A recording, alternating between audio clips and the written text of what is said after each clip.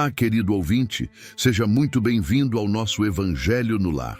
Que a paz e a luz do Cristo preencham nossos corações, trazendo serenidade e compreensão. Este é um momento especial de reflexão, aprendizado e prece, no qual nos conectamos com Deus e com a espiritualidade superior para fortalecer nossa caminhada na Terra. Se ainda não é inscrito no canal, aproveite para se inscrever e ativar o sininho. Assim você recebe notificações sempre que um novo vídeo for publicado. Antes de iniciarmos, sugiro que você coloque um copo de água ao seu lado. Ao final do nosso encontro, essa água estará fluidificada com energias elevadas, tornando-se um bálsamo para o corpo e a alma. Senhor Deus, Pai de amor e misericórdia, elevamos nossos pensamentos a Ti neste instante de recolhimento e oração. Pedimos que Sua luz envolva todos aqueles que enfrentam enfermidades, que estão internados, buscando a recuperação do corpo e do espírito. Intercedemos também, Senhor, por aqueles que se encontram privados de liberdade, para que possam encontrar arrependimento sincero e esperança na reabilitação através do amor de Cristo. Abençoa, Pai, os que passam por dores e dificuldades, sejam elas físicas, emocionais ou espirituais, que possam encontrar consolo, força e alívio em Tua presença. Rogamos igualmente pelos irmãos que desencarnaram e ainda não compreenderam sua nova realidade no plano espiritual, que sejam amparados pelos mensageiros de luz e guiados com amor ao entendimento e à paz. Senhor, pedimos também por nossos familiares, os que estão ao nosso lado e os que já partiram. Que Tua luz nos envolva e nos fortaleça sempre. Agora, com humildade e fé, recitemos juntos a oração que Jesus nos ensinou. Pai nosso que estais nos céus, santificado seja o vosso nome. Venha a nós o vosso reino. Seja feita a vossa vontade, assim na terra como no céu. O pão nosso de cada dia nos dai hoje. Perdoai as nossas ofensas, assim como nós perdoamos a quem nos tem ofendido. E não nos deixeis cair em tentação, mas livrai-nos do mal. Assim seja. Hoje, vamos refletir sobre o capítulo 3 do Evangelho segundo o Espiritismo, intitulado Há muitas moradas na casa de meu Pai. Não se perturbe o vosso coração. Creiam em Deus, creiam também em mim. Há muitas moradas na casa de meu Pai. Se assim não fosse, já eu o teria dito a vocês, pois eu vou para vos preparar o lugar. Depois que eu tiver ido e que vos houver preparado o lugar, voltarei e vos levarei comigo, a fim de que onde eu estiver, vocês também estejam. João, capítulo 14, versículos 1 a 3. A casa do Pai é o universo. As diferentes moradas são os mundos que circulam no espaço infinito e neles oferecem aos espíritos que encarnam moradas correspondentes ao seu adiantamento. Independente da diversidade dos mundos, essas palavras de Jesus também podem referir-se ao estado próspero ou desgraçado do espírito na erraticidade. Conforme este se ache mais ou menos purificado e desprendido dos laços materiais, o meio em que ele se encontre, o aspecto das coisas, as sensações que experimente e as percepções que tenha variarão ao infinito. Enquanto uns não podem se afastar da esfera onde viveram, outros se elevam e percorrem o espaço e os mundos. Enquanto alguns espíritos culpados erram nas trevas, os bem-aventurados gozam de resplendente claridade e do espetáculo sublime do infinito. Finalmente, enquanto o mal, atormentado de remorsos e pesares, muitas vezes isolado, sem consolação, separado dos que constituíam objeto de suas afeições, pena sob o peso dos sofrimentos morais, o justo, em convívio com aqueles a quem ama, frui as delícias de uma felicidade indizível. Também nisso, portanto, há muitas moradas, embora não limitadas e nem localizadas. Do ensino dado pelos espíritos, resulta que as condições dos mundos são muito diferentes umas das outras. de acordo com o grau de adiantamento ou de inferioridade dos seus habitantes. Entre eles, há mundos em que os que lá encarnam são ainda física e moralmente inferiores aos da Terra. Outros, da mesma categoria que o nosso. E outros que lhe são mais ou menos superiores a todos os respeitos. Nos orbes inferiores, a existência é totalmente material. As paixões reinam soberanas e a vida moral é quase nula. À medida que o planeta se desenvolve, diminui a influência da matéria, de tal maneira que nos mundos mais adiantados, a vida é, por assim dizer, toda espiritual. Nos mundos intermediários, o bem e o mal se misturam, predominando um ou outro, segundo o grau de adiantamento da maioria dos que os habitam. Embora não possamos fazer dos diversos mundos uma classificação absoluta, podemos dividi-los em virtude do estado em que se acham e da destinação que trazem, tomando por base as características mais salientes. De modo geral, como segue: mundos primitivos, destinados às primeiras encarnações da alma humana. Mundos de expiação e provas, onde o mal domina. Mundos de regeneração, nos quais as almas que ainda têm o que expiar extraem novas forças, repousando das fadigas da luta. Mundos ditosos, onde o bem supera o mal. Mundos celestes ou divinos, habitações de espíritos depurados, onde exclusivamente reina o bem. A Terra pertence à categoria dos mundos de expiação e provas, razão porque aí o homem vive abraçado com tantas misérias. Os espíritos que encarnam em um mundo não se acham presos a ele indefinidamente, nem atravessam nele todas as fases do progresso que lhes cumpre realizar para atingir a perfeição. Quando em um mundo eles alcançam o grau de adiantamento que esse mundo suporta, passam para outro mais adiantado e assim por diante, até que cheguem ao estado de puros espíritos. São outras tantas estações, em cada uma das quais eles se deparam com elementos de progresso apropriados ao adiantamento que já conquistaram. É uma recompensa para eles subirem a um mundo de ordem mais elevada, como é um castigo o fato de prolongarem a sua estadia em um mundo desgraçado, ou serem banidos para outro, ainda mais infeliz do que aquele a que se veem impedidos de voltar quando se persistem no mal. Muitos se admiram de que na Terra haja tanta maldade e tantas paixões grosseiras, tantas misérias e enfermidades de toda a natureza, e daí concluem que a espécie humana é uma coisa bem triste. Esse pensamento vem do acanhado ponto de vista em que se colocam os que emitem isso e que lhes dá uma falsa ideia do conjunto. Devemos considerar que a humanidade toda não está na Terra, mas apenas uma pequena fração da humanidade. Com efeito, a espécie humana abrange todos os seres dotados de razão que povoam os inúmeros planetas do universo. Ora, o que é a população da Terra em comparação com a população total desses mundos? Muito menos que a de uma aldeia, em confronto com a de um grande império. A situação material e moral da humanidade terrena não tem nada que espante, desde que se leve em conta a destinação da Terra e a natureza dos que a habitam. Quem julgasse os habitantes de uma grande cidade pela população dos seus quarteirões menos desenvolvidos faria uma falsíssima ideia. Num hospital, só vê senão doentes e estropiados. Numa penitenciária, vemos reunidas todas as maldades, todos os vícios, nas regiões impuras. A maioria dos habitantes é pálida, franzina e enferma.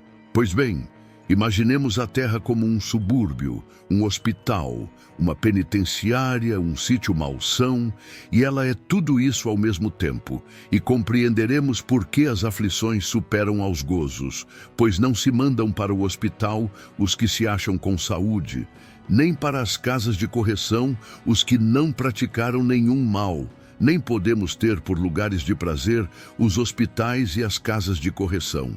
Ora, assim como numa cidade a população não se encontra toda nos hospitais ou nas prisões, também ocorre que a humanidade não está inteiramente no planeta Terra.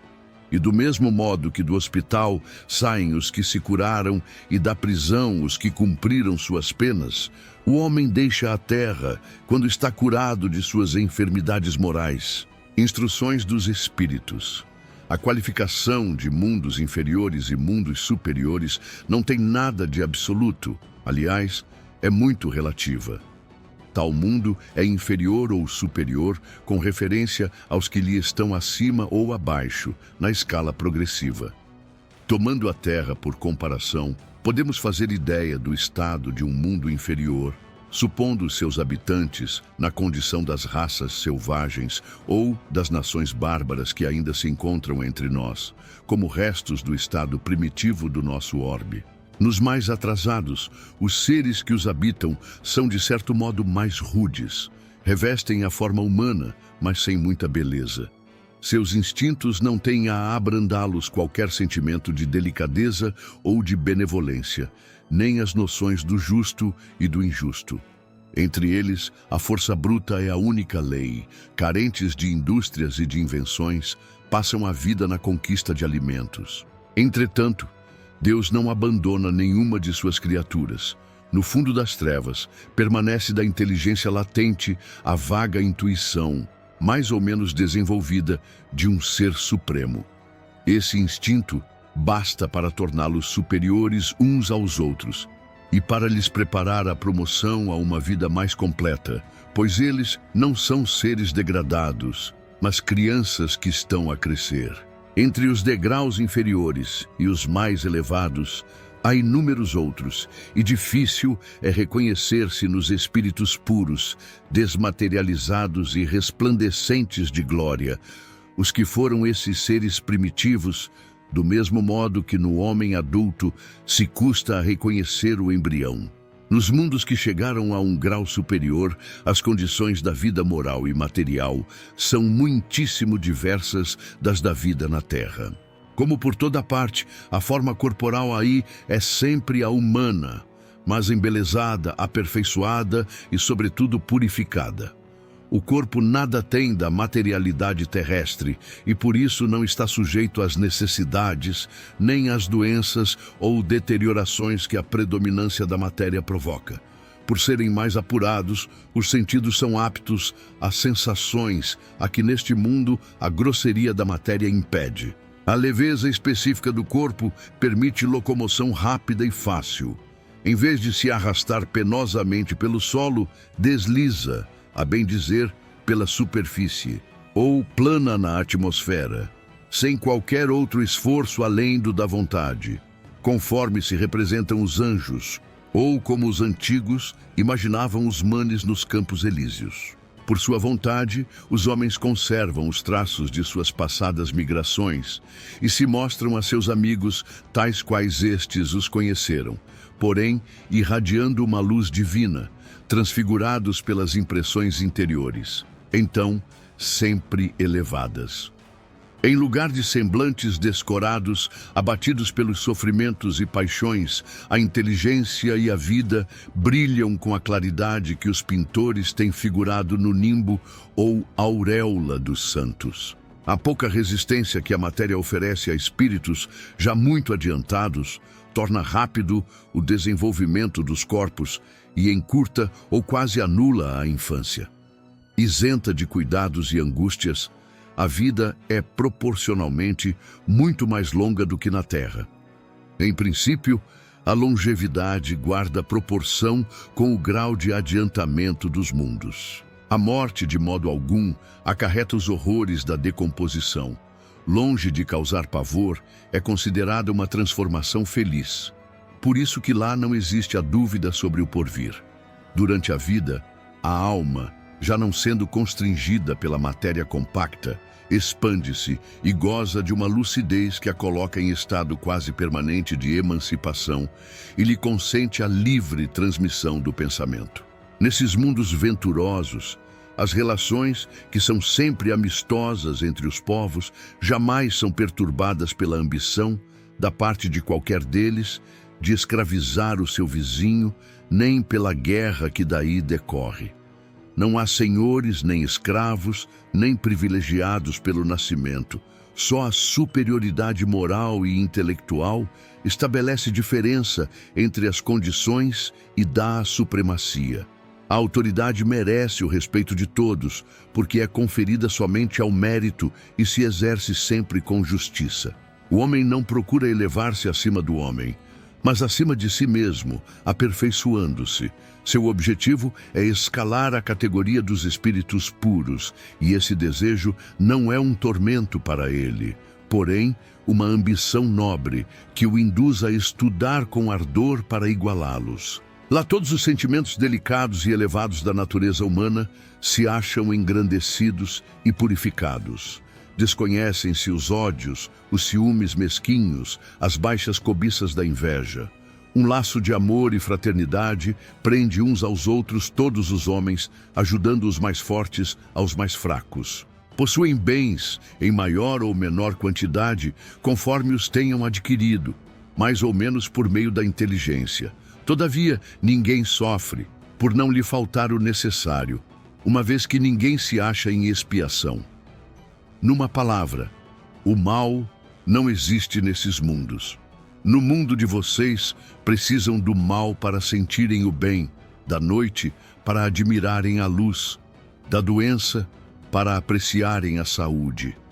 Naqueles outros, não há necessidade desses contrastes. A eterna luz, a eterna beleza e a eterna serenidade da alma proporcionam uma alegria eterna, livre de ser perturbada pelas angústias da vida material ou pelo contato dos maus, que lá não tem acesso. É isso o que o entendimento humano encontra maior dificuldade para compreender. Ele foi bastante engenhoso para pintar os tormentos do inferno, mas nunca pôde imaginar as alegrias do céu. Por quê? Porque, sendo inferior, só tem experimentado dores e misérias, jamais entreviu as claridades celestes. Logo, não pode falar do que não conhece. No entanto, à medida que se eleva e se purifica, o horizonte se abre e ele compreende o bem que está diante de si, como compreendeu o mal que lhe está atrás. Entretanto, os mundos felizes não são orbes privilegiados, visto que Deus não é parcial para qualquer de seus filhos. Ele dá a todos os mesmos direitos e as mesmas capacidades para chegarem a tais mundos. Todos partem do mesmo ponto e a nenhum deles ele beneficia melhor do que aos outros. A todos são acessíveis as mais altas categorias. Apenas cabe a cada um conquistá-las pelo seu trabalho, alcançá-las mais depressa ou permanecer inativos por séculos de séculos no lodaçal da humanidade. Que direi dos mundos de expiações que vocês já não saibam? Pois basta observarem o planeta em que habitam. A superioridade da inteligência em grande número dos seus habitantes indica que a Terra não é um mundo primitivo, destinado à encarnação dos espíritos que acabaram de sair das mãos do Criador. As qualidades inatas que eles trazem consigo é a prova de que já viveram e realizaram certo progresso. Mas também os numerosos vícios a que se mostram propensos constituem o índice de grande imperfeição moral. Por isso, Deus os colocou num mundo ingrato para expiarem aí suas faltas, mediante penoso trabalho e misérias da vida, até que tenham merecido subir a um planeta mais ditoso. Entretanto, nem todos os espíritos que encarnam na Terra vão aí para a expiação. As raças a que chamam selvagens são formadas de espíritos que apenas saíram da infância e que na Terra se acham, por assim dizer, em curso de educação, para se desenvolverem pelo contato com espíritos mais adiantados. Vêm depois as raças semi-civilizadas, constituídas desses mesmos espíritos em via de progresso. De certo modo, elas são raças indígenas da Terra, que aí se elevaram pouco a pouco em longos períodos de séculos, algumas das quais têm podido chegar ao aperfeiçoamento intelectual dos povos mais esclarecidos. Os espíritos em expiação, se podemos exprimir dessa forma, são exóticos na Terra, Já viveram noutros mundos, donde foram excluídos em consequência da sua rebeldia no mal e por se haverem constituído causa de perturbação para os bons em tais mundos. Tiveram de ser banidos para o meio de espíritos mais atrasados por algum tempo, com a missão de fazer que estes últimos avançassem, pois que levam consigo inteligências desenvolvidas e a semente dos conhecimentos que adquiriram. Daí vem que os espíritos em punição se encontram no seio das raças mais inteligentes. Por isso mesmo, para essas raças, é que de mais amargor se revestem os infortúnios da vida. É que há nelas mais sensibilidade, sendo, portanto, mais provadas pelas contrariedades e desgostos do que as raças primitivas, cujo senso moral se acha mais embotado. Como consequência, a Terra oferece um dos tipos de mundos expiatórios, cuja variedade é infinita, mas revelando todos, como caráter comum, o fato de servirem de lugar de exílio para espíritos rebeldes à lei de Deus. Esses espíritos têm aí de lutar ao mesmo tempo com a perversidade dos homens e com a inclemência da natureza, duplo e árduo trabalho que simultaneamente desenvolve as qualidades do coração e as da inteligência. É assim que Deus, em sua bondade, faz que o próprio castigo resulte em proveito do progresso do espírito. Santo Agostinho, Paris, 1862. Entre as estrelas que cintilam na abóbada azul do firmamento, quantos mundos não haverá como este de vocês, destinados pelo Senhor à expiação e à provação? Mas também há os mais miseráveis e melhores, como há os de transição, que se podem denominar de regeneradores. Cada turbilhão planetário, a deslocar-se no espaço em torno de um centro comum, arrasta consigo seus mundos primitivos, de exílio, de provas, de regeneração e de felicidade. Já lhes foi falado de mundos onde a alma recém-nascida é colocada dona de si mesma, na posse do livre-arbítrio, quando ainda ignorante do bem e do mal, mas com a possibilidade de caminhar para Deus. Já foi revelado também que a alma é dotada de amplas capacidades para praticar o bem. Mas há as que caem, e Deus, que não as quer destruídas, lhes permite irem para esses mundos, onde elas se depuram de encarnação em encarnação, regeneram e voltam dignas da glória que lhes era destinada. Os mundos regeneradores servem de transição entre os mundos de expiação e os mundos felizes. A alma penitente encontra neles a calma e o repouso e acaba por se purificar. Sem dúvida, em tais mundos o homem ainda se acha sujeito às leis que regem a matéria. A humanidade experimenta as suas sensações e desejos, mas liberta das paixões desordenadas de que são escravos.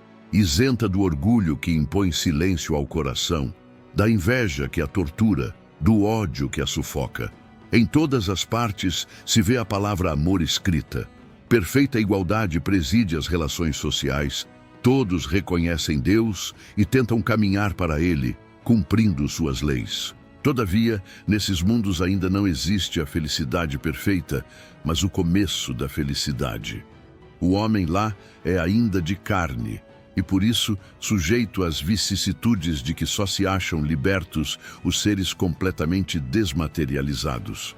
Ainda tem de suportar provas, porém sem as dolorosas angústias da expiação. Comparados à Terra, esses mundos são bastante ditosos, e muitos dentre vocês se alegrariam de habitá-los, pois que eles representam a calma após a tempestade, a restauração após a moléstia cruel. Contudo, menos absorvido pelas coisas materiais, o homem se aproxima do futuro melhor do que vocês, compreende a existência de outros prazeres prometidos pelo Senhor aos que deles se mostrem dignos, quando a morte de novo lhes houver matado os corpos, a fim de lhes conceder a verdadeira vida. Então a alma liberta se erguerá acima de todos os horizontes. Não mais haverá sentidos materiais e grosseiros, somente os sentidos de um perispírito puro e celeste a aspirar às emanações do próprio Deus, nos aromas de amor e de caridade que do seu seio emanam. Mas nesses mundos o homem ainda é falível, e o espírito do mal não tem perdido completamente o seu império. Não avançar é recuar, e se o homem não tiver se firmado o bastante na senda do bem, pode recair nos mundos de expiação, onde então novas e mais terríveis provas o aguardam. Então, de noite, na hora do repouso e da prece, contemplem a abóbada azulada e das inúmeras esferas que brilham sobre as suas cabeças, indaguem para si mesmos quais as que conduzem a Deus e peçam a Ele que um mundo regenerador abra seu seio para vocês após a expiação na terra. Santo Agostinho, Paris, 1862. O progresso é uma lei da natureza. A essa lei, todos os seres da criação, animados e inanimados, foram submetidos pela bondade de Deus, que quer que tudo se engrandeça e prospere. A própria destruição, que aos homens parece o final de todas as coisas, é apenas um meio de se chegar a um estado mais perfeito pela transformação, visto que tudo morre para renascer e nada sofre o aniquilamento. Ao mesmo tempo em que todos os seres vivos progridem moralmente, os mundos em que eles habitam progridem materialmente.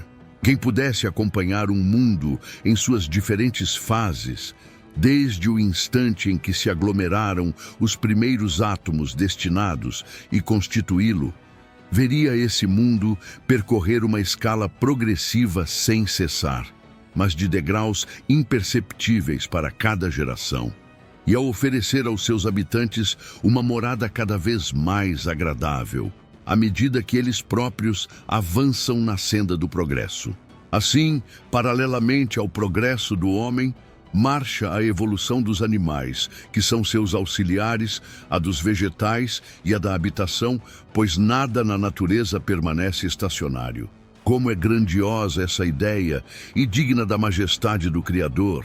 Ao contrário, quanto é mesquinha e indigna do seu poder, a teoria que concentra a sua solicitude e a sua providência no imperceptível grão de areia, que é a terra, e restringe a humanidade aos poucos homens que a habitam. Segundo aquela lei, este mundo esteve material e moralmente num estado inferior ao em que hoje se acha e se alçará sob esse duplo aspecto a um grau mais elevado. Ele chegou a um dos seus períodos de transformação, em que de orbe expiatório mudará para planeta de regeneração, onde os homens serão ditosos, porque nele a lei de Deus imperará. Santo Agostinho, Paris, 1862. Queridos irmãos e irmãs, que a paz de Jesus habite em nossos corações, e vamos refletir sobre o capítulo 3. Ao meditarmos sobre as palavras do Mestre, há muitas moradas na casa de meu Pai, somos convidados a ampliar nossa compreensão sobre a grandeza da criação divina. A casa do Pai representa o universo infinito, e as diversas moradas simbolizam não apenas os mundos físicos, mas também os diferentes estados espirituais pelos quais cada ser atravessa em sua jornada evolutiva.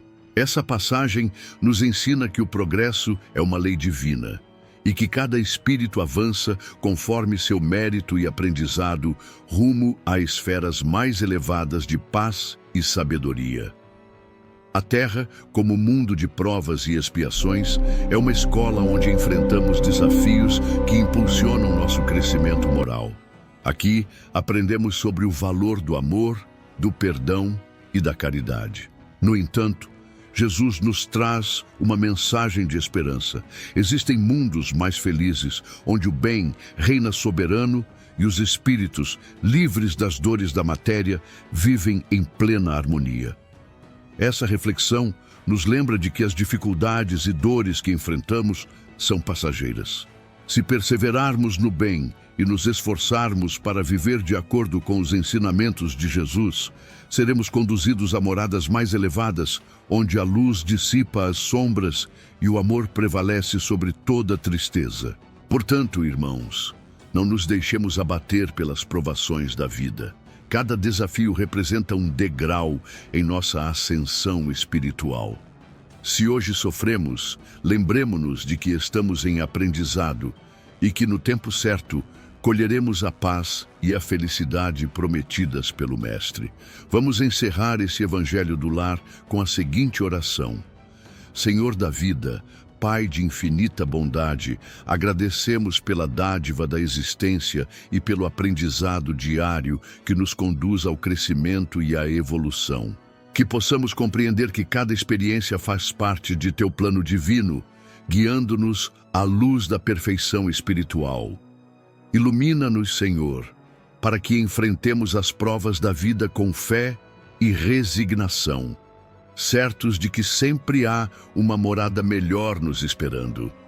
Que os laços do amor nos fortaleçam e nos unam cada vez mais aos nossos irmãos, auxiliando-nos mutuamente na caminhada evolutiva. E que, ao concluirmos nossa jornada terrena, possamos encontrar a paz prometida por Jesus, renovados e amparados pela luz do Teu amor. Que assim seja.